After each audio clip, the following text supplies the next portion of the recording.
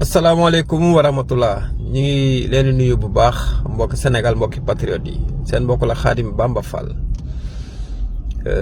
ñi ngi ñuy interpeller sànq ba léegi ci sunu messenger yi ak WhatsApp ngir ñu leeral li Cour suprême wax jëme ci mbirum Barthélémy Diaz ak ki nga xam ne ak li nga xam ne mooy mairie de Dakar gis nañ ne nag presse yi am na ñu ciy tàmbalee di wax ne